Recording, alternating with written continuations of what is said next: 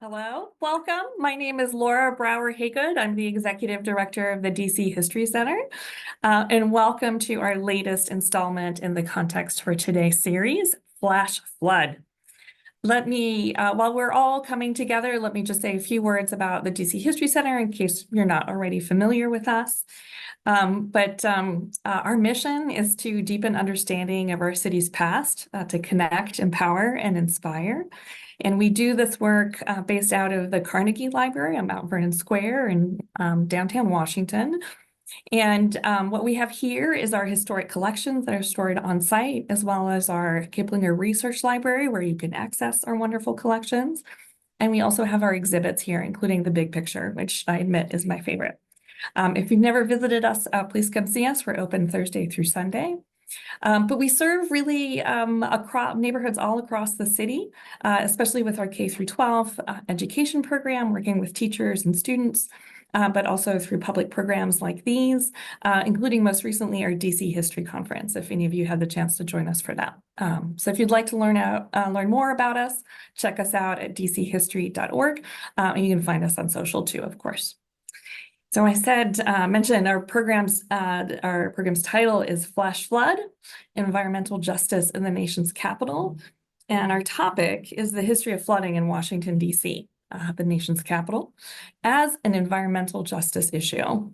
And what we are seeking is insight about how flooding affects district residents. The DC History Center's role when confronted with pressing problems of today is to explain the historical roots of the issues and to hold thoughtful and maybe even difficult conversations to understand past choices, the perpetuation of problematic systems, and hopefully to also imagine actionable solutions and history-informed policy. And we do this with historians, scholars, activists, advocates, and journalists, all community members ready to tackle these issues with us. And that's what the Context for Today series is all about. So today we will be asking questions such as who is most at risk of flooding in DC? And with climate change looming large, what steps can we take today to reduce the likelihood of destructive flooding in DC? While we're together, we hope to highlight some of the outstanding local organizations and activists doing environmental justice work every day in our city and point you to those resources. In fact, you'll see a research guide link a number of times during the program. This is where we've collected resources, including recommended listening, reading, and viewing. If you have a question for our speakers, submit it using the Q&A box and upvote the questions you'd like the panel to answer, because we'll get to those first. We will save time for questions at the end, and so we can all look forward to that. And that brings me to our panel, who I now welcome onto the screen, starting with our moderator, who will in turn introduce our panelists. Marcelo Jauregui-Volpe is a journalist and audiovisual producer. He is the assistant editor with our friends over at Hola Cultura, a nonprofit news site in Washington. Marcelo has plenty of expertise in environmental justice issues in the district and helped connect us to some of tonight's panelists. As a 2021 editorial fellow, he worked on an investigative series on heat islands in DC to map temperature differences across the city and examine the disproportionate effects extreme heat can have on DC residents along racial, ethnic, and class lines. He is the host of the related podcast, The Climate Divide, which also tackles these issues. And I would like to recognize Carmen Bolt, who curated today's panel for the DC History Center with support from the Topman Fellowship Fund. And so thanks also to Carmen. Marcelo, the mic is all yours now. Great. Hi, everyone. I'm really excited for this panel today. And as Laura mentioned, I've been sort of focusing on, climate change and sort of the disproportionate impact that it's having on residents in DC. And short shameless plug that the Climate Divide Season 3 launched today. So it's sort of good timing with what's going on. And yeah, I'm really excited about all of these panelists because I've actually been able to speak or interview all of them for my work. And it's great to have them sort of all gathered here. And yeah, I guess, I'll introduce all of our amazing panelists. So to start with, Carmen Bolt is a public historian and doctoral candidate at American University.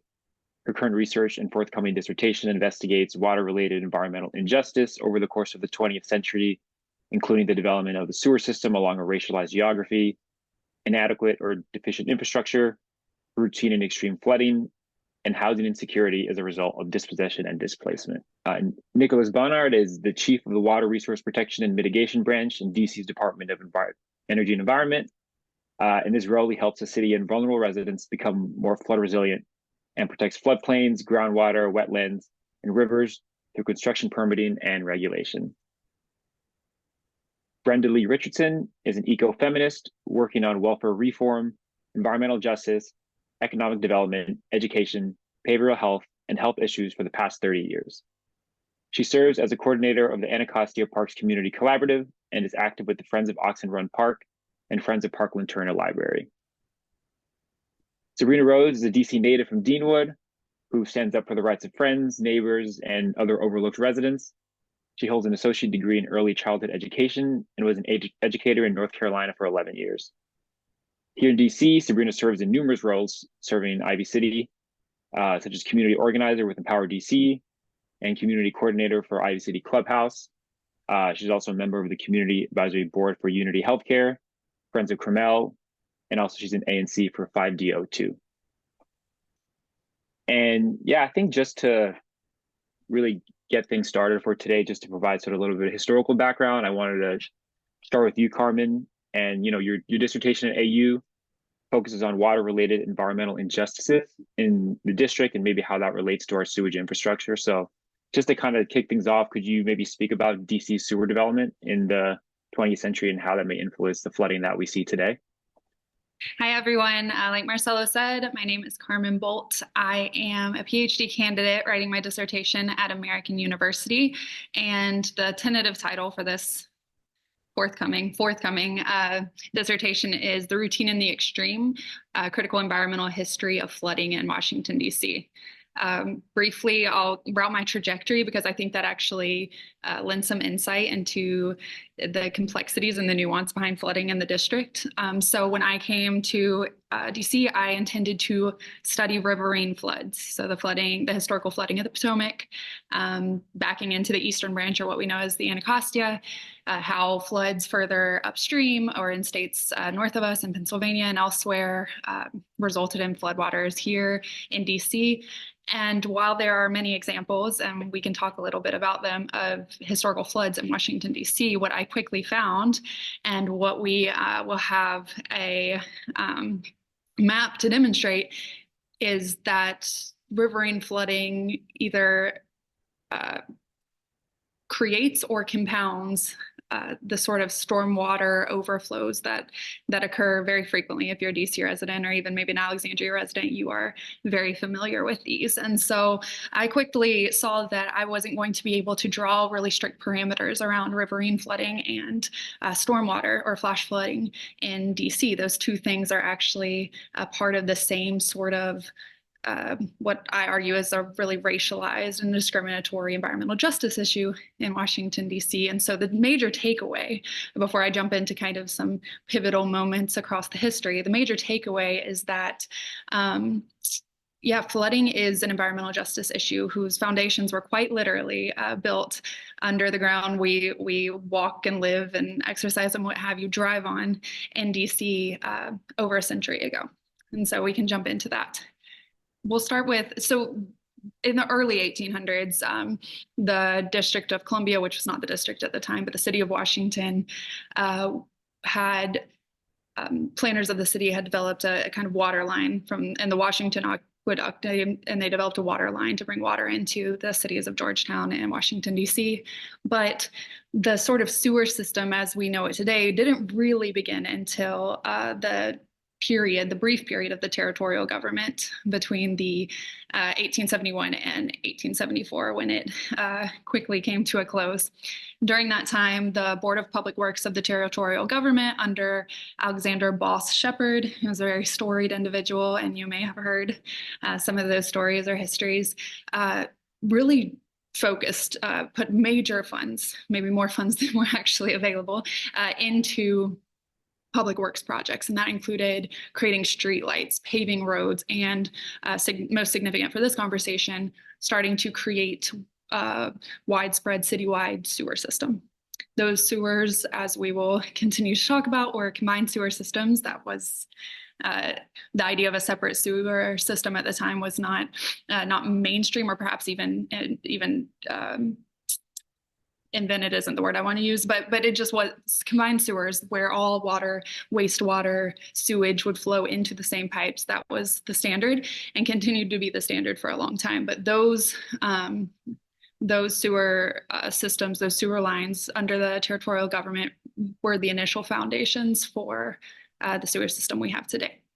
All right, maybe this will be helpful for some context. So this map, and there are so many maps, I should say, of the sewer system slowly developing over time in DC, especially in the late 19th and early 20th century. But this is probably the most compelling one that I've found to this point. And I think it's significant for the things I've said earlier, that riverine and flash flooding are connected. And also demonstrating like what that actually looks like on the ground, what that looked like in 1894, and what that looks like even still today. So there are notes to the side of this, but if you'll look at the map on the screen, it displays historic flood and sewer overlap and risk, and it really speaks to this issue. And before, we won't jump yet to the next slide, but when we do, you'll see a little bit more up close what we're talking about. So the sewer lines, if you can see them, are mapped out in red. Now, other maps will show this more clearly, but the sewer lines, as they were developed through the late 1880s, so post-territorial government, building upon those original public works, from the 1880s through the 1920s, 1930s, you see these little red lines grow outward. It's really kind of an ad hoc process from the initial public works commitment. You see little, sewers being connected to different blocks of the city, but where you see those sewers concentrated are in predominantly wealthy or white neighborhoods. This is not to say that sewers didn't eventually reach neighborhoods that were not predominantly white, but those were second priority, or definitely came after the wealthier and the whiter residents. Simultaneously, what you'll see, and this is a little bit post this map, but it's worth noting here, is that discussions of sewage, discussions of waste, discussions of hygiene really ramp up in the same period. So in the late 19th century, and definitely in the early 20th century, there's a lot of focus on the science of hygiene, discussions of waste and blight in the city. And I'm going to use quotations intentionally, because blight is it's not a neutral term, but DC had a large and growing post-Civil War, large and growing alley population, which you may have heard something about, and there's plenty to read about, but a large and growing alley population that was also predominantly low income and Black, or low income and white immigrant. And those alley dwellings became sites where the sort of hygiene conversation, the lack of sewers and flooding all took place. But before we go there, let's focus back on the map really quickly.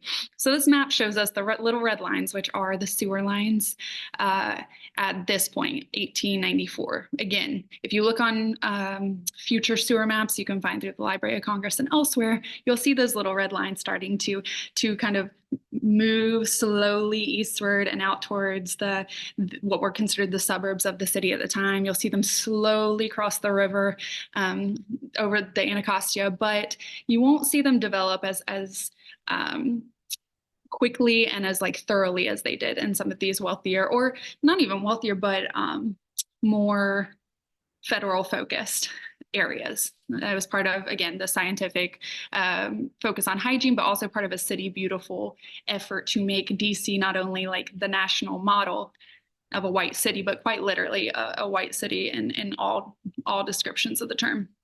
So the green lines that you see are the watershed from stormwater. This might be difficult to pick up on because it is a little bit, the differentiation between the greens is a little fuzzy, but just know that the outlines in greens are boundaries of the watershed for stormwater and the watershed for sewage. So just know that all of the stormwater and sewage are funneling in from this kind of expanse within the green lines. And then, we'll notice when we switch to the next slide in just a second, the blue all along the Potomac and what will become the known as the Anacostia. That's all where all the territory that flooded during a massive riverine flood, I should say, in June 1884. We can go ahead and zoom into the next one because I really want to. Okay, so you can see it a little better here. The blue area, the dotted blue area, are the rivers and the areas flooded by that 1889 flood. But if you look closely, you can see these kind of little gray, smoky sections in the water. And what those gray smoky sections are all of the sewer outfalls. So all of the sewage in the city, all the wastewater in the city, this is where that wastewater was being funneled directly into the Potomac, which was the policy at the time across the nation. That was kind of how waste was dealt with, was putting it into major waterways with the idea that it would flow away. We obviously, with hindsight, know that is not the case, but yeah, so there are sewer outfalls all along. You see them up near at the bottom of Rock Creek, which is in the top left corner. You see them right outside the tidal basin, and then all around Southwest, which later in the 20th century will be particularly significant because prior to district redevelopment, who lived in Southwest, there were a lot of alley dwellings, and there were a lot of predominantly Black communities living in Southwest. And then you see the sewer outfalls, the little gray smoky sections continue along the Anacostia. And we know, or hopefully we know, it's definitely worth conversation, the continued environmental health hazards that have come from the pollution of the Anacostia. So all that is to say, there's a lot going on here, but all that is to say, not only has sewage been a problem, been a focus and been a problem, but it can't be taken away, can't be teased out or teased apart from the types of riverine flooding that were also occurring at the time. So I'm going to get us through kind of the first half of the 20th century before we jump into the contemporary issues that have kind of been built upon this environmental justice hazard and racialized geography. But so at this time this is at the end of the 19th century, we have sewer going directly into the rivers. We have sewer outfalls where all that's being funneled out, surrounding all of the kind of the borders of the city. We have floods that are not only flooding low-lying areas in the city, but washing back into the city, that same wastewater that's being pushed into the rivers. And then, like I mentioned earlier, and we'll continue to bring up periodically, we have certain neighborhoods in DC that are being targeted for not having good hygiene, being health issues, et cetera.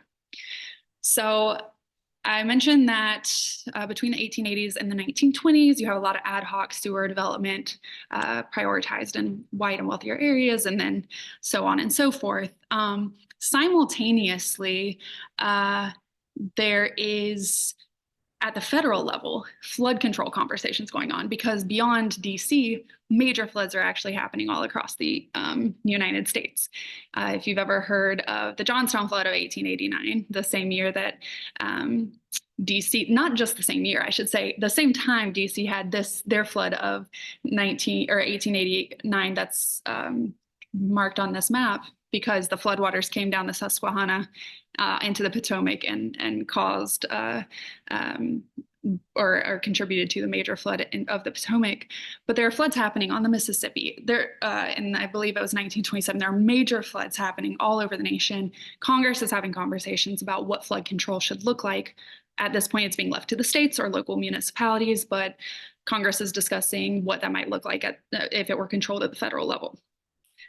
In 1936, DC experiences another tremendous flood, incredibly devastating, wiped out big portions of the lower lying areas of Georgetown, of Southwest, parts of what we now know as Anacostia, but that sort of, or Anacostia Park, and then as we know, compounded the sort of, or not even compounded, overran the, at that point, pretty rudimentary sewer system.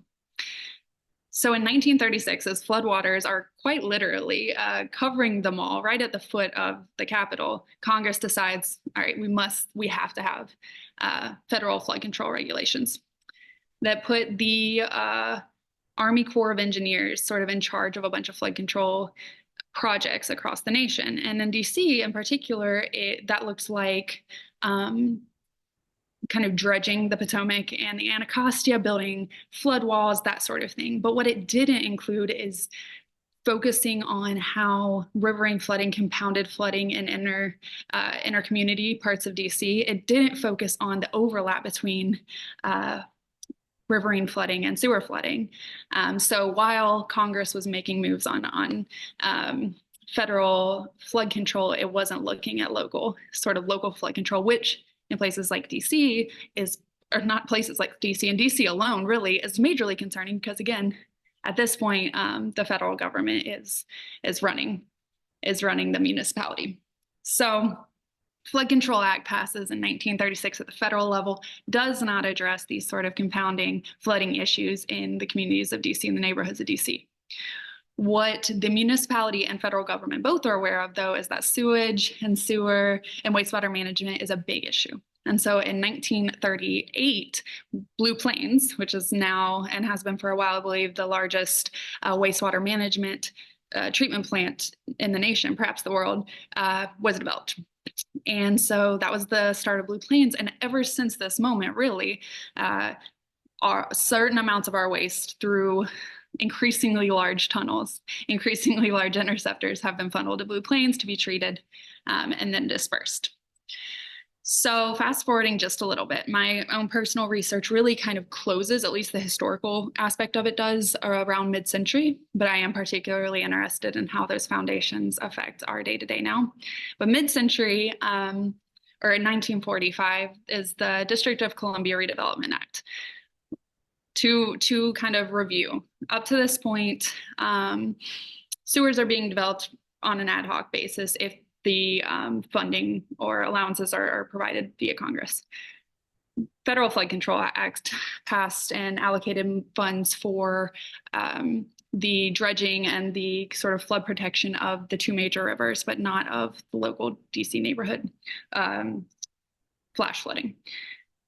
The focus on hygiene has led to a fixation on the sort of alley dwellings across the city, the low-income dwellings.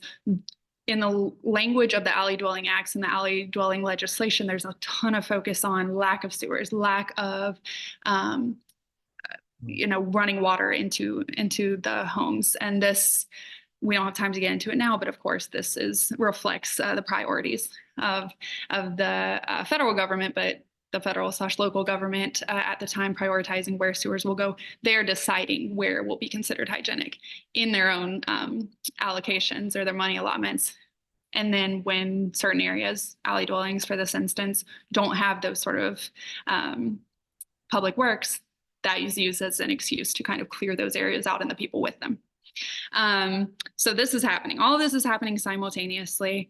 And by 1945, when the District of Columbia Redevelopment Act is passed, the focus on this need to redevelop blighted areas of DC really comes to a head. And basically, the Redevelopment Land Agency is given the go-ahead to start clearing entire neighborhoods in DC, using the same logic that has been used for decades to clear alley dwellings. The same idea that they're unhygienic, they're not being used to their full potential, et cetera, et cetera.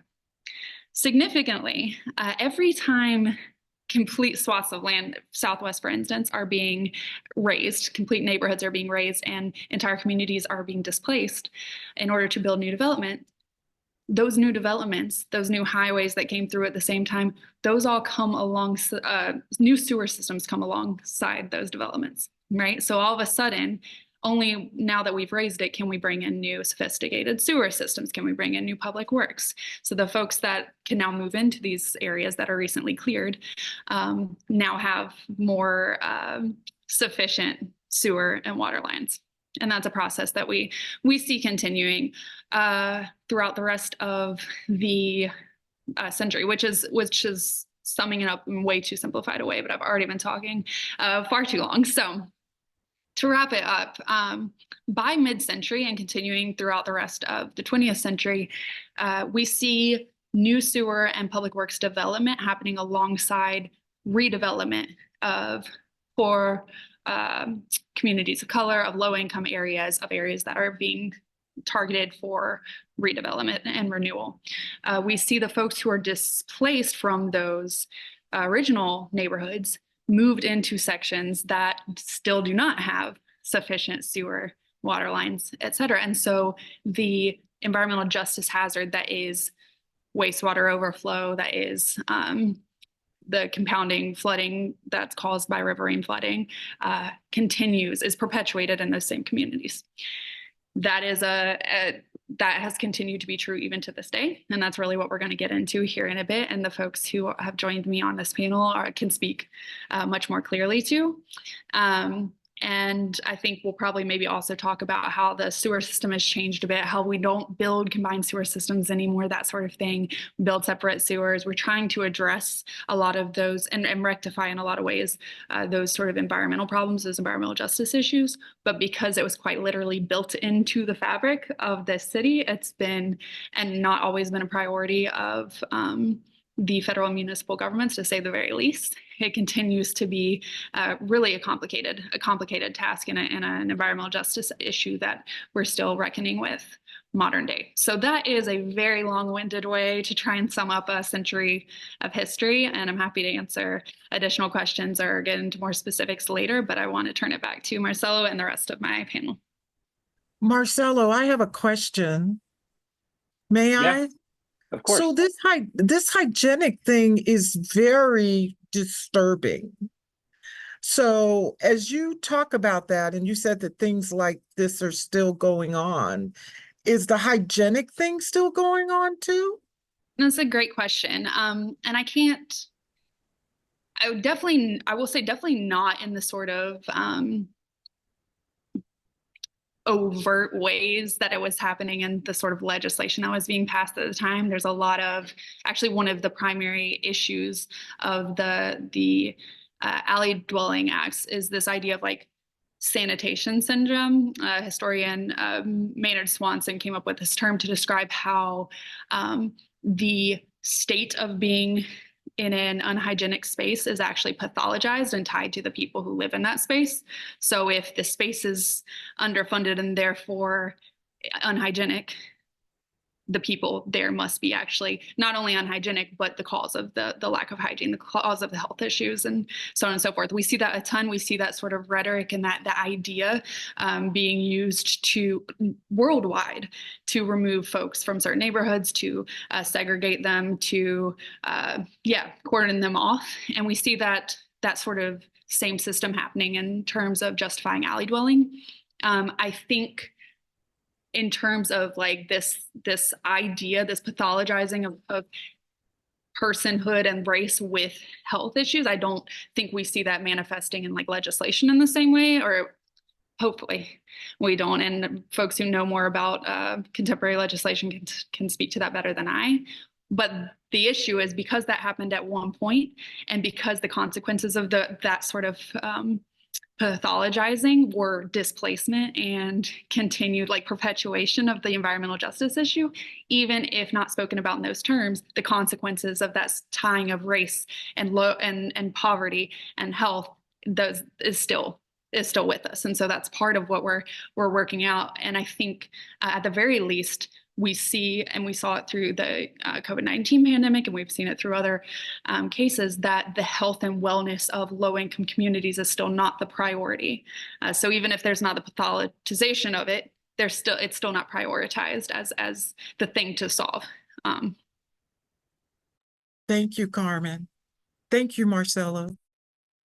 Yeah, no, I mean, definitely let's keep it conversational, but I just want to say, Carmen, I appreciate you kind of providing that historical background, and I actually think you kind of ended talking about, the mid-century and now going from the 50s to the 2000s. And I think that's kind of a good transition to my next question, which is to Sebrena and specifically about Ivy City, a neighborhood where there is a lot of historic flooding issues, dating back to the 20th century. And when Carmen had that map, I think I could like slightly picture where Ivy City was in that map. And, last year when there was the flood on Rhode Island Avenue, that received a lot of attention, but that same day, there was flooding in Ivy City, Ivy City, at the yes. Bethesda Baptist Church. So yeah, I would be just Mhm. would love to hear more about, as a community organizer and a resident, sort of what you witnessed, and also what residents are expressing as their major flooding concerns. Well, it's a lot. That was well, where that flood happened, where the water collected at Mount Olivet and Capitol Avenue, which is where the Lewis Crow Park is and Bethesda Baptist Church. There was a little over 4 feet of water right there. It almost covered a car. And they're putting the Northeast Boundary Tunnel project right there. And they hadn't put it online yet. So when that rain happened, and it happened so fast, and it was so much that the sewer system could not catch up with the water flow that was coming. So that's when we got the flood. Now, in that area, it's almost like it goes down into a slope. So all the water that, not only the rain, but the water that's coming from the top of Mount Olivet Road and the top of Bladensburg, and it just all come down into Capitol Avenue and Mount Olivet. So it floods so much, and we have apartments that's up on a hill that gets flooded. The water comes from Brentwood Road and gets into the Ivy City apartments. So anyone that's living in the bottom apartments, their apartments get flooded. Not only that, but they get sewage back up, which is unhealthy. So, Carmen, when you were talking about the unhealthy conditions here in 2023, 2024, we still going through it. And a lot of the residents are still dealing with mold and mildew, bacteria. That's a major health issue, along with the environmental injustice, because they, right now, 2021 is when they started that project to make the pipes bigger because of the intense gentrification, because of the development, because of the population growth. So it caused a lot of traffic issues. No one understands that.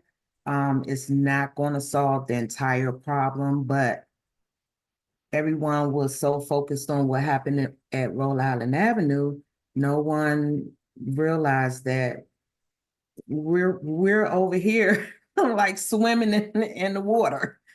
And fortunately, no dogs died, nobody, was affected like that, but we still was affected. Folks had water in their yards, their cars.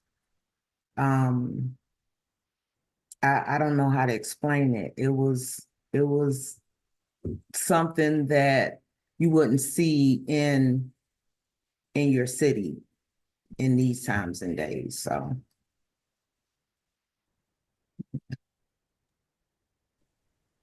Yeah, and and that obviously brings to mind like just the various different kinds of flooding that we're seeing in DC, and you describing how there's parts of DC you see that are essentially a bowl, and water is converging and leading to those really bad floods. And then obviously we have sort of like another kind of flooding that's more related to proximity to waterways, and kind of brings me to my next question for Brenda, and sort of the work you do, as the coordinator for the Anacostia Parks and Community Collaborative, and working residents in Ward 7 and 8, and most of the residential areas in sort of the floodplain are in those two wards. And I guess I'm interested to hear what are the kinds of programs or resources that these communities you think these communities need to be able to mitigate these flooding impacts. Thank you, Marcelo. I'm still trying to deal with the hygienic thing, so let me get past that. You too, Sebrena, right? So I have, and thank you, Marcelo, for that question. This is just so very timely as it relates to communities understanding the significance of climate change and the kind of impact it's going to have on communities. Now, those of us who live east of the river, there are pockets of what we refer to as disfavored communities. We don't like to be referred to as vulnerable or marginalized or disinvested, but disfavored. And I think that, Carmen, one of the things you reminded me of when you were talking about the folks that live in the alleys, and then you, Sebrena, when you were talking about all the flooding, I remember more on the, for the flooding, I remember more on the news about the pets than about the people in that particular community. And I think that we have to be mindful now that in 2024, when you think about flooding and educating the disfavored on why they should be paying attention to flooding, you have to be mindful of people's trauma and exhaustion. And so we're living from paycheck to paycheck. We're trying to keep a roof over our heads and food on the table. And now we have to be exposed to information about climate change to keep ourselves and our families safe. And it can just be overwhelming sometimes because it's so much, but I also realize how important it is. So one of the things that we've done, so DOEE, the DC Department of Energy and the Environment, has been a wonderful partner to our community. We're very mindful that there are 1,000, I think, households in the floodplain area, most of which are east of the river at Watts Branch and Oxen Run in Ward 8 and Watts Branch in Ward 7. And Nick, I hope I'm not taking your thunder. You got it. Keep going. Okay. And they've been really, really good, number one, about making concerted efforts in community engagement to make sure that we are aware of what these issues are and how they impact our homes. And the mitigation, they've got a list of things that people can choose from, because once they do the assessment, what works in my house may not work in Sebrena or Carmen's house. So I like that they've got some options that folks are at liberty to choose from. But more importantly, I think that we decided that it was better for us because DOEE was working with the homeowners. We wanted to educate the kids. So they came up with a name for themselves. They're called the Climate Change Makers. We were working with middle schools in Ward 8, Leckie, Hart, and Johnson. And Victor over at DOEE would come out every few weeks and educate our kids on youth flood readiness. It was fascinating to watch them sitting there learning about it and understanding it in their own language. So the first exercise we did, which was so cool, is Victor asked them to design a t-shirt that expresses their views on flood readiness. And I'll never forget the one that got the most attention. And it shows you how kids communicate in their own language. They called it drip drop readiness. So I kind of like that because I still remember it.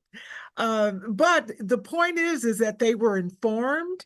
And once they're educated, they go and talk to their peers and they talk to their families. And that's how the message gets out. I also wanted to share that we're working closely with the Silver Jackets.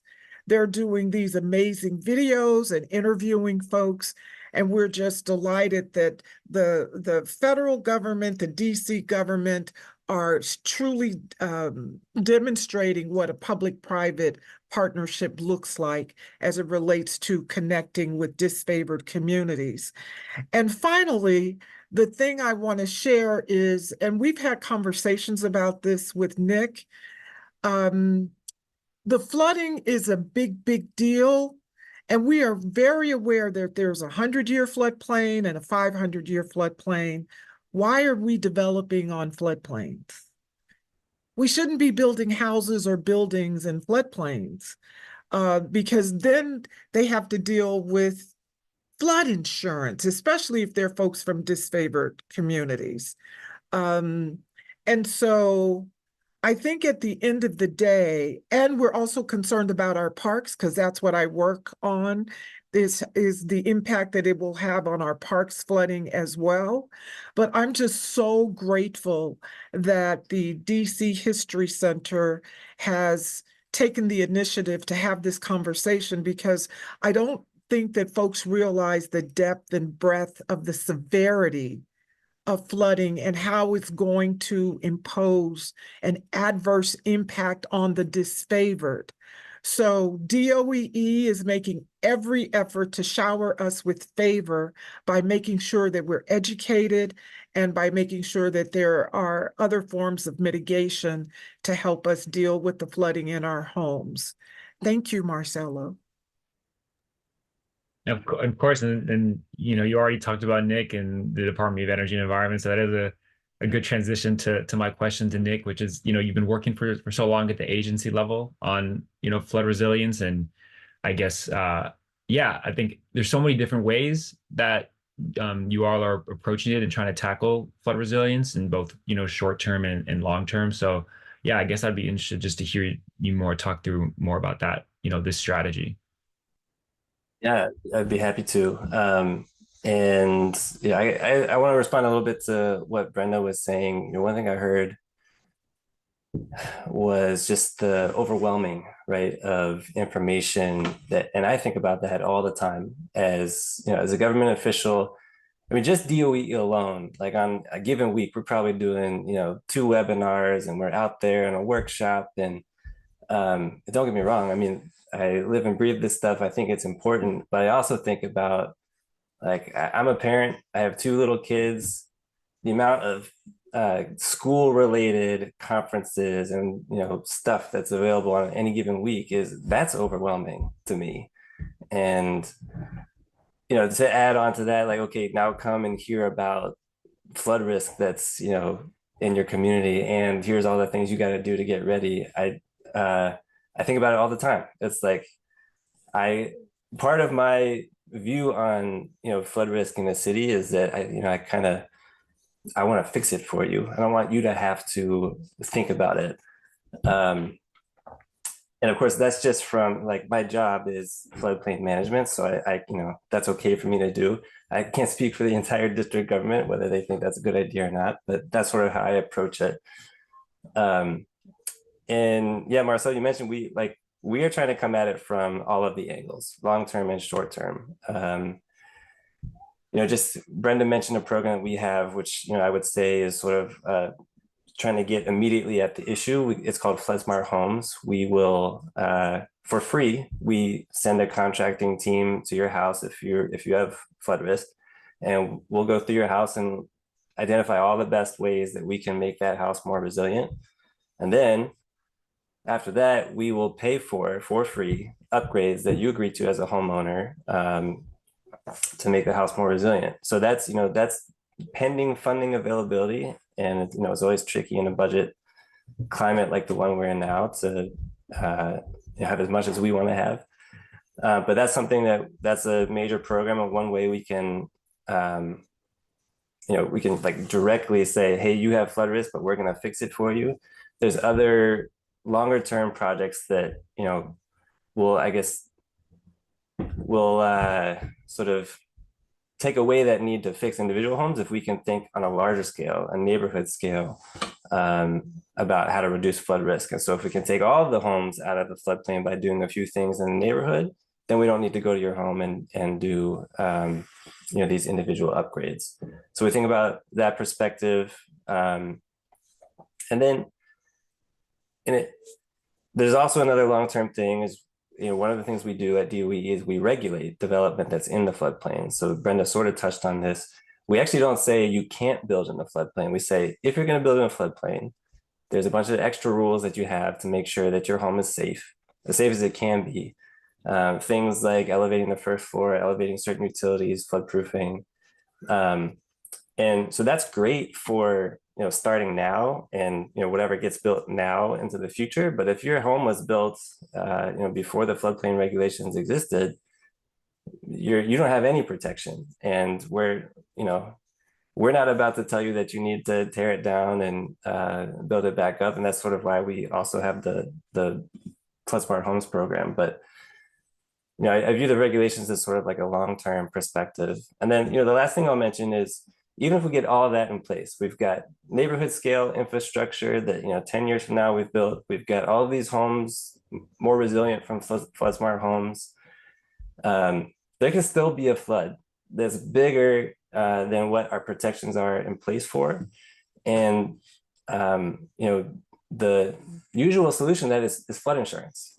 And what we've learned, from talking with Brenda and other residents is that the flood insurance that's out there is too expensive. It doesn't cover what you need it to cover. And it takes too long to pay out when it does cover, the flood that happened. And so, flood insurance is supposed to be there to help you bounce back more quickly. But, if no one's paying for it because it's too expensive, then what are we talking about here? So one of the things I think we're really interested in, collaborating with residents and also other government agencies to figure out is how can we do flood insurance a little bit better so that it's something our residents can access and actually use. So maybe I'll stop there. Yeah, so you can move on, Marcelo. May I ask him a question, Marcelo? Of course. Nick, you're so good at this. That's why I'm glad you're where you are. But Nick, what about the possibility of a fund? Yeah, I think there are so many, there's a lot of useful things happening in other cities that, we can learn from and pull from. The tricky thing is, like, if we establish a fund, let's say, so that if a flood happens, then we can pay out from that fund to the people that were affected. The real difficult thing is having the city put money into that fund, right? It's in this, I think all of we're sort of, in a difficult budget climate coming off of COVID and real estate, all that stuff. And from where I sit, my job is flooding, but the city has many other issues too, right? We're working on crime bills, we're working on affordable housing, and I think that's where the difficult conversations are: is how do you decide which is the important thing to fund, and that's not something that I can opine on. But that's something for residents to decide, right? Residents and talking to their ANC and talking to their council members and attending the mayor's budget forums when she's going through that. That's the hard part. That's what's complicated in this day and age, right? Of climate change and all this other stuff that's got going on. Thank you, Nick. It is kind of, and I just want to add that being a community organizer is, to me, living in an area where there are more renters than homeowners. First of all, insurance will be an extra bill that a lot of folks can't afford. Being a little bit more prepared and proactive, maybe getting a fireproof safe, a flood-proof safe, those different bags that will protect your important documents, and your cash on hand. We can start there. Having a bag, like a bug out bag, with different items that will cover you in case of a flood emergency. We have the Northeast Boundary Tunnel project, but who's to say a hurricane will come through and damage the city? We already, like I said earlier, we already have residents that are suffering through mold and mildew issues. We suffered through the urban heat island effect here in Ivy City. We don't have that much green space. We have a facility that uses cancer-causing chemicals. Our community is going through so much. So when you were talking about the alley dwellings and how if they want to get people out, and so you said it in a fancy way, but if people don't want you there, they just won't fix the place up. And that's just what's happening here in 2024. They don't want you here, and you're talking about how your place is getting flooded, or you're talking about how you have mold and mildew in your place. A lot of times they don't do anything about it. They just let it fester and just hope you leave. We don't have homes on stilts. So a lot of times a lot of the people that live in their homes, their yards are getting flooded. At one time we had water coming through the manhole that was flooding yards. And the water company said, well, we're living on a stream. The city was built on a stream. So at times the water will rise and come up through the manhole covers. And it was literally flooding their yards. Then if it come up through the porch and through their first floor, I don't think that the insurance is going to handle that. And you can correct me if I'm wrong.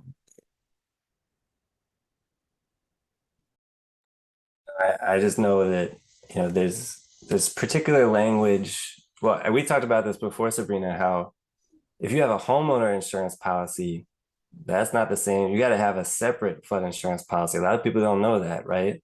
So that, you're already starting at like -1. But let's say you do have a flood insurance policy. There's specific language if you're buying one from the federal government, and it says that a flood is when water goes over two adjacent properties, or it's some kind of real legal language about what a flood is.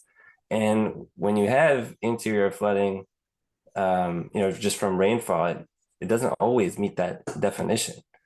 And sometimes it can just be, your property, just the way, the topography around it is, and you're the only one that's getting the 2 feet of water, and your flood insurance policy would say, nope, sorry, you're not getting any money from that. So, that's just one of the, one of those things that we see in the flood insurance is like, this is really not working for the district. And it's, it's really hard for me to get out there and say like, hey, yeah, everybody should buy flood insurance policies, because I'm not sure it's gonna get you what you need.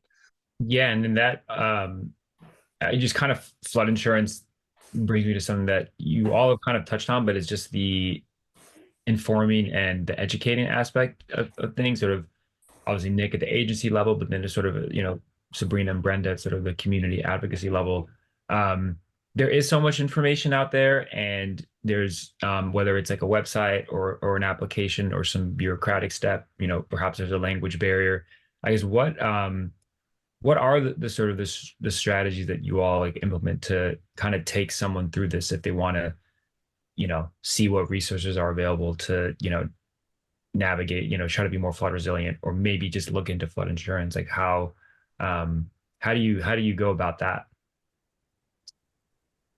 Maybe I'll just start real quickly. We're always trying to get better at it. And I think, I had a staff member on my team, Victor, who was truly gifted at making relationships and, working with kids and working with Brenda. And I think, honestly, Brenda, like our partnership with you, and we've got some partnerships in Ward 7 with the Fauneroy Center. Those have been, I think, some of the best ways is working with the local community organizers, so they can help us figure out who to talk to, where to be, what these messages are. I think that's what we want to keep doing. We still also we send out mailers like snail mail, every year about, reminders about you're in a flood area. Here, you can always call us for questions. Here's some things to do. So we do the typical engagement, but I think Brenda could tell you about some of the work we've done together, and I think that's probably been the most effective bits. So I think the other thing that was significant in our partnership with DOEE is that the kids, as a result of their training from these workshops, they were able to do TikTok videos. I am so addicted to TikTok right now. Never been on TikTok until I started hanging out with these kids in middle school. But I have to tell you guys, they came up with some remarkable TikToks to put on their social media platforms to educate their friends and their relatives and whoever it is that they communicate with on social media. And I found that incredibly valuable, because one of the things that DOEE did was they looked at it to make sure the information was accurate. And I think that's what made it so beautiful, is that they got it right the first time as a result of that youth readiness workshop. And also we worked with HSEMA, Homeland Security. What is that? Homeland Security, what is it, Nick? Emergency Management Agency. Yes. And we also worked with them because Homeland Security also comes out when there's a crisis of something like that. And they provided information to us as well. So I think that personally, I think that climate change, from air quality to heat sensitivity to flooding, should be a part of the curriculum. I really do, because we find that when you live in disfavored communities, the best messenger to the families are the kids. Sabrina, what do you guys do? Well, we're getting ready to work with DOEE doing the same thing. We're going to do some activities with the children, and you're right. The best way, we have to start with the children at a young age to get them educated, and then they can, because trying to get something in our head is almost like it's almost just not going to happen. And you teach the children at a young age how to and the science. A lot of the children are into the science of how things work. And once they figure that out, then maybe they can help DOEE once they get older to come up with something to keep our homes from getting flooded. So we continue to engage with the community. We are working with the community as far as advocating at the oversight hearings. DOE have a budget hearing coming up this Monday. The list is closed, so you can't get on. You can't get on, but that's a good way to let DOEE and the council members know exactly what we need. Yes, submit a testimony. You can always submit a written testimony to let them know exactly what we need. The only way they'll know is if we tell them. We can talk to each other, educate each other, do the research, and continue to do the grassroots organizing. Yeah, and since Sabrina, since you mentioned that, I know that this weekend you all have the Environmental Justice Summit, and Yes. I guess are there, I guess, workshops there to prepare people to testify? Is that part of it? Well, no, we're not going to be preparing no one to testify at this particular event. This is part of TICTAC, which is Thriving Communities Technical Assistance Center, and Empower DC is partnering with the National Wildlife Federation And we will be having panels, 3 different panels with community residents, and Renice Miller Travis, and just a lot of people in the EJ community that will be speaking to everyone. It's going to be at 945 G Street. I believe the flyer will be put up. You can register at the QR code. Please come down. It's the church right next door to MLK Library.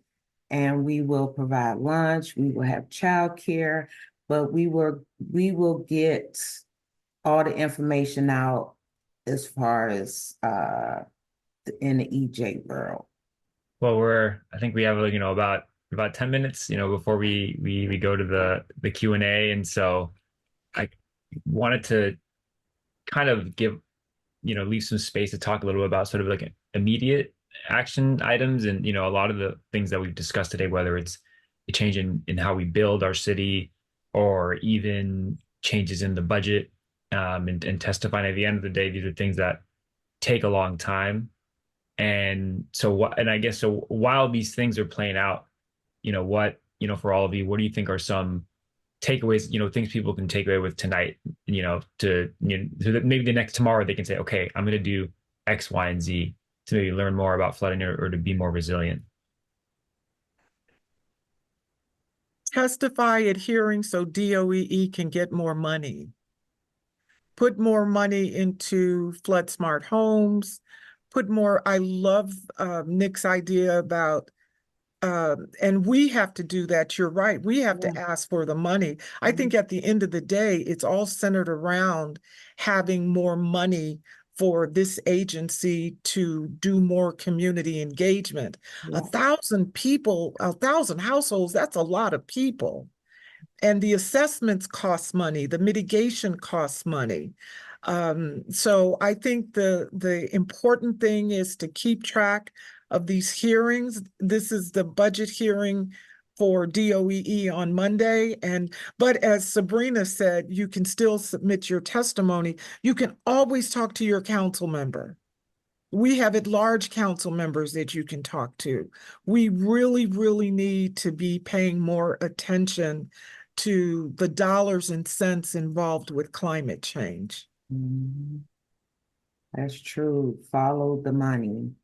Not only does so many things need to get funded, but we need to keep people like Nick and Andrea and the workers paid. They have to get paid.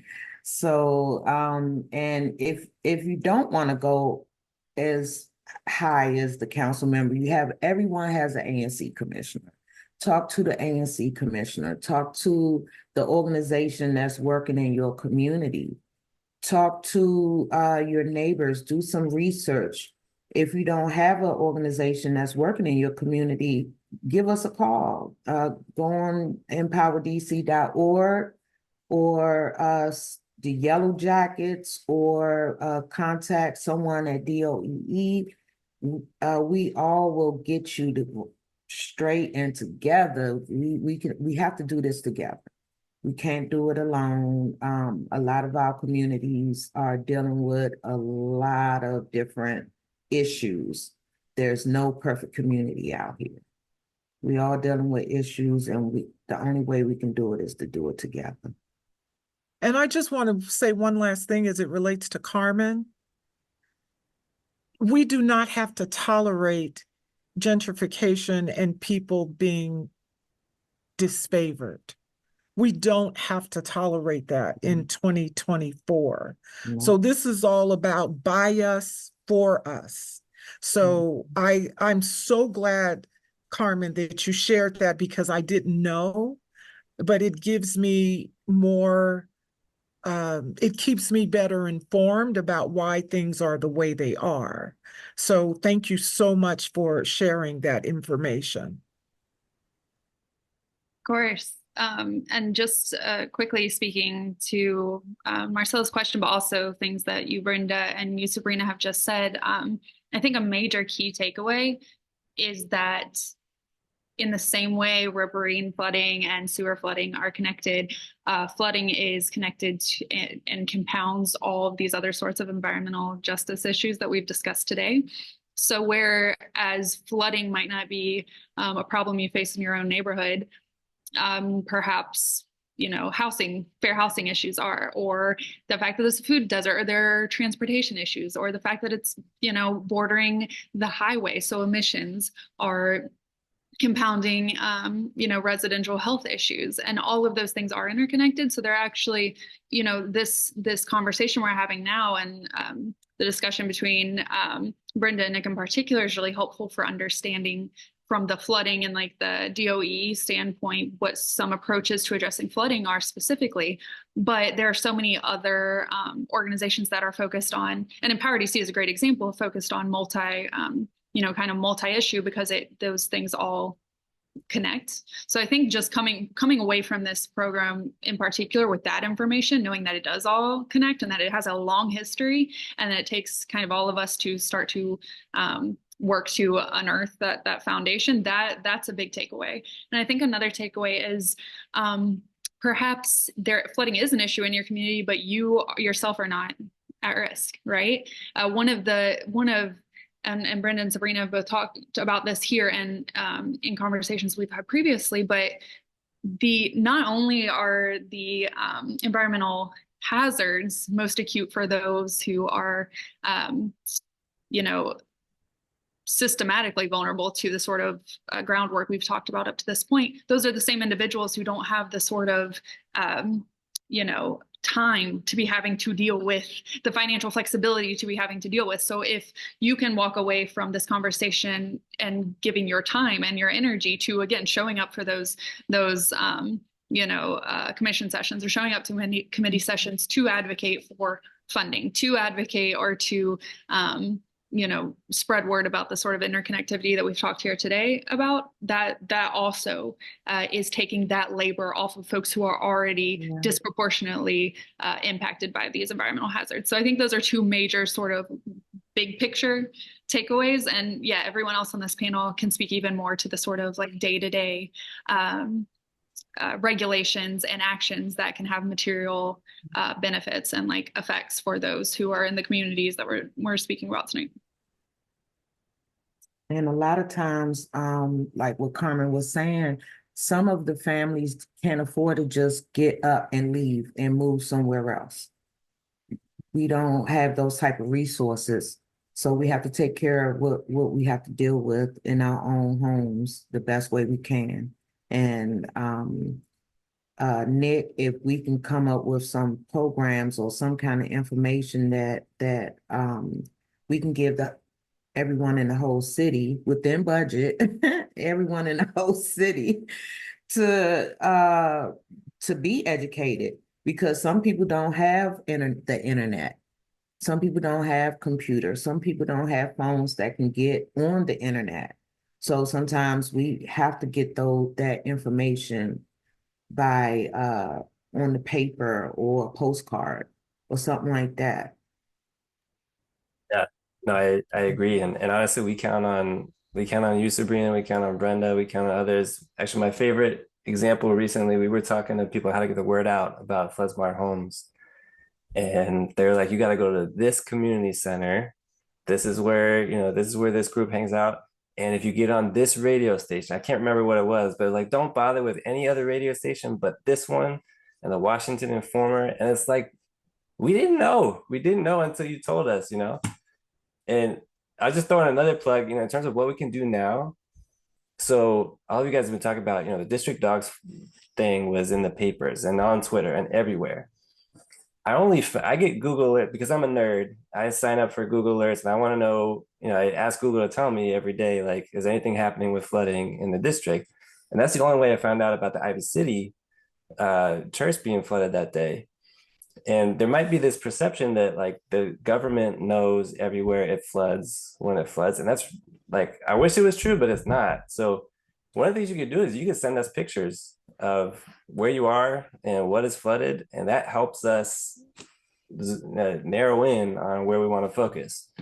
And we're starting work actually in Ivy City now, just because we've learned so much from the residents there through some of our other work, actually, the heat and air quality work that you all have this flooding problem. So that's how we kind of understand and know and where to focus some efforts. So that's a small thing that you can do to help us. And you can always email flood.risk@dc.gov and we'll get on it. I think we'll shift over to some of the questions that the participants have been adding, and actually one that kind of touches on the northeast boundary tunnel, which has kind of been discussed here, and I think you all sort of I feel like it touches on all of your work in different ways. And yeah, so this is from an anonymous attendee. Can you discuss how the northeast boundary tunnel fits into the history of flooding, and how does this project address the issue, and what is the project trying to accomplish? And maybe I can take that one and also hit Amber's question at the same time. So what you're seeing on the slide here, so on the left, that's a former CEO of DC Water, George Hawkins, standing in the middle of one of these giant tunnels that the city is building. And there's three. Well, on the picture, it looks like two. The Anacostia River Tunnel System, the purple, that sort of curves around the district. They did it in two parts, one from Bloomingdale to RFK and the other from RFK on down. And they're doing a third part now, the Potomac River Tunnel, that's the yellow one. And so, this is a huge infrastructure investment. But the thing I always try to remind folks is that the reason for this investment was not to control flooding, not at all. The reason for this investment is the EPA said, you guys have too much sewage flowing into the rivers and you need to clean up your act. And I think this was brought on by some citizen or something, but the real impetus of this is preventing sewage from going into the river. And once all these are done, I think the stat they throw around is that 96%, it will reduce by 96% the sewage that goes into the river on an average annual basis. So at the same time, though, what do these tunnels do, right? They're collecting as much stormwater, they're holding as much stormwater and sewage water as they can before it gets into the river. And so it does do something in terms of handling more stormwater volume off the streets. But as you can see in the picture, it's only, it's going roughly from Bloomingdale, it goes up northeast, hits Ivy City a little bit, and on down. So it's not, you're not adding this capacity throughout the entire district. And then also in the places where you are adding capacity, there's still always a bigger flood than what you design it for. And I know it's hard to hear when you're spending hundreds of millions of dollars on a project, but this is unfortunately, this is how infrastructure is designed everywhere in the world, right? You have to navigate this trade-off between, let's just make it the biggest tunnel we can possibly make it, and that's going to skyrocket the cost, and that's going to, who knows what else it'll do. Maybe you got to start closing streets or whatever's going on. So you got to balance that, and and this is not just a DC thing. It's it's engineers saying like, okay, what's the probability of a certain amount of rain falling in the city? Let's design to that, that storm. In this case, the city is designing to what they call a 15-year rain event. But if there's more than a 15-year rain event, you'll still be flooding, and you'll probably have some combined sewer overflow. So yeah, I hope that's a little bit of context about the Clean Rivers Tunnel. And I'll just add on at the end a question from Amber. DOE and DC Water work very closely together. DC Water owns the sewer system, right? So if there's a problem with the pipes, and this whole project, this is a DC Water project that they're implementing. Typically DOEE's side has been floodplain management and regulation of the buildings in the floodplains. But I think as we can all see, like there's tons of overlap. And it's actually not just between DOE and DC Water. There's overlap between DDOT There's overlap between, like the Department of Public Works, making sure that the trash stays in the trash bins and not, covering the sewers.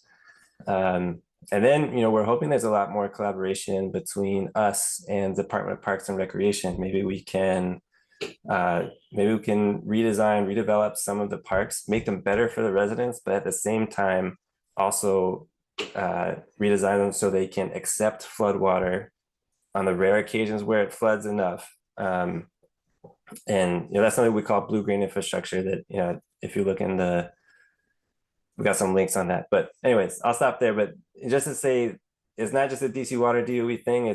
There's so many district agencies that are involved that we have to work together on this. And I think we're doing a pretty good job. There's always room for improvement, though. If I could also join in just on the history, kind of where the Northeast Boundary Tunnel fits into this broader history. To kind of echo what Nick said, folks who are designing or engineering the sort of sewer infrastructure that we're talking about are working off projections. So like Nick said, we can't just necessarily design and build the biggest sewer tunnel that's like ever existed, although that's quite literally what we're doing each time in DC. The projections are actually decades out, and it's based often on population. And so every sort of sewer infrastructure that's built, whether that's the Northeast Boundary Tunnel or the sewer systems that have been constructed over the past 100 years, those are all based on projections of how many people are going to live in DC, how much wastewater is going to be expelled, what the climate, right now, what the climate's going to look like. So as extreme weather is picking up, how many more rainstorms are we going to encounter? What was once a 100-year flood, which has that always been the same thing, or is what is now a 100-year flood? Did it used to be something else as the frequency grows? So a big thing, I think one of the biggest, and engineers can speak to this more than me and city planners, but one of the biggest conundrums and difficulties and difficult things to figure out about designing sewer infrastructure, or any infrastructure for that matter, is how do you envision, design, build, and then implement something that is not already out of date by the time you get there. Out of date by the time that it goes live, right? And that's what we are frequently dealing with sewer infrastructure here and elsewhere. And just one other note about kind of the long history. So we don't build combined sewers anymore for obvious reasons. A separate sewer system is really the goal. And going through, and there's so much more I don't know, and I need to go through pretty much every single legislative discussion about this, but there were so many conversations. I don't want to say it was just pure neglect over the years, pure ignoring the fact that CSOs were an issue.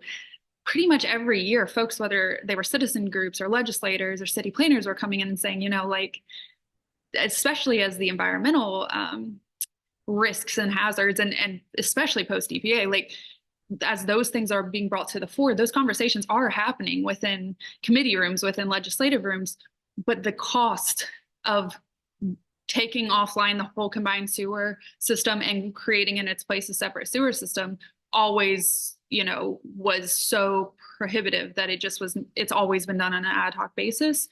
And while, I would love to, and have been many times writing this dissertation, been like, why not here? Why not then?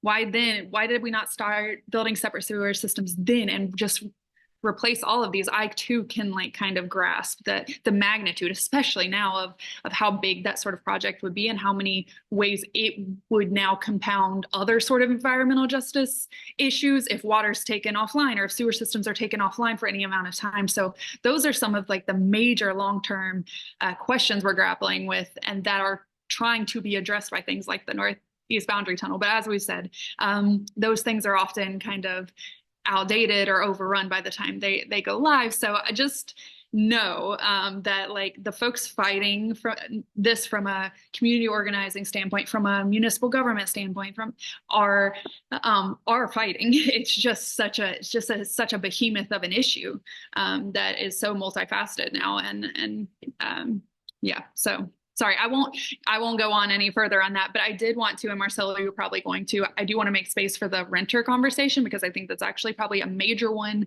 that we should focus on here in DC. And I actually don't know a ton about, because my studies really stop about mid-century. So I definitely want to turn it back to you. Yeah, that was exactly what I was going to hit there. There were 3 questions about, so Mike asked about, flood risks to renters. Mariana, what sort of programs are available for folks who rent? I'm thinking about those who are in disfavored neighborhoods who may not own their homes. Are there incentives or avenues to encourage landlords to address these issues for their tenants? Then Frederick also, I'm curious about the landlord requirements to mitigate the mold from flooding in rental units. Are there any regulations to protect tenant health? And if there are, how are they enforced? So I know that there's a lot there, but I'm sure you all have comments on that. Maybe I'll start us off. I think when it comes to flood resilience, we know there's sort of a gap with what we can do for renters. I think this is why we're so interested in the insurance conversation, because I think that can, because you can get insurance as a renter. You can get it right now for contents in your building. So we think, I'm interested in exploring that a little bit more. And if nothing else, I'm getting from this conversation that's something we should really focus on. So, but yeah, in terms of, so after a flood, if a flood happens, I can look into this maybe if you guys post answers after this, but we have a separate program at DOE around mold and doing mold inspections. And, I think that's one avenue where if we find something that's not up to code, then we can help you, get that fixed. So I think you start to get into these various Department of Buildings, DOEE requirements, but there should be an avenue if you're living in an unsafe place, there should be an avenue to kind of get your landlord to do that. I don't know that whole process though, and I'm sure whatever it is, it probably takes way longer than it should to get it right. So yeah, I'll leave it at that. I don't know if others have thoughts. With the mold and mildew issue, again, like I was saying earlier, folks can't just pick up and move. They don't have the money to do that. And a lot of the landlords are in denial about the mold and the mildew. And it costs money to get a contractor to come out to do the assessment, first of all. And then if there is some mold and mildew, they have to clean it. They have to get rid of it. How do you get rid of it if it's climbing up the back of the walls in apartment building? How do you mitigate that? Then you have children that are suffering. You have senior citizens that are suffering. People with compromised immune systems are suffering. So it just add on top, like a Scooby-Doo sandwich. It's just a lot going on there. And where are the laws? Where are the regulations at? There's none that I know of. And if there is, Nick, let us know so that we can point a lot of the residents to them. But that's a biggie. You can have mold and mildew, and that will make or break you. If you lose photos, you lose important documents, you lose those things because it's covered in mold and mildew from water damage, from a flood, or from the sewer getting backed up, and you have carpet. What is being done for the property owners and the landlords to make sure that they're doing their parts properly?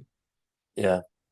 Well, it's a spiral too, right? I mean, you got the mold in there, and then you start feeling sick, and it makes it harder to do whatever it is that you need to do.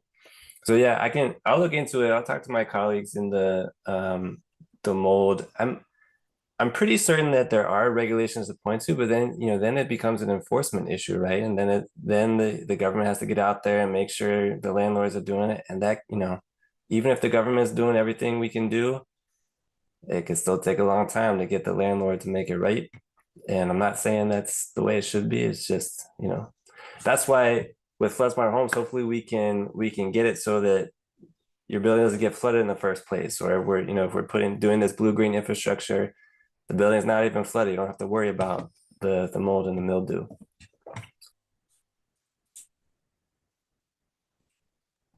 I responded to it in the Q&A, but might be worth saying here, as a renter in DC, I don't live in a English basement or in basement apartment, so I don't experience high risk like others do. But I do purchase flood insurance separately. That's not included in your standard flood insurance. I'm grateful for the ability to do that. Again, that's extra funds. And it's worth noting, and this is the main thing I was going to say, that flood insurance through like housing flood insurance does not cover your car. And in DC, as we're saying, our roadways are frequently flooded. Those of us who park on the streets of DC, in addition to all the myriad other risks of parking on the streets in DC, floods. Yeah, there you go. Right there. Your car will not be included under flood insurance through like rental insurance or homeowners insurance. You actually have to address that through comprehensive care through your auto insurer.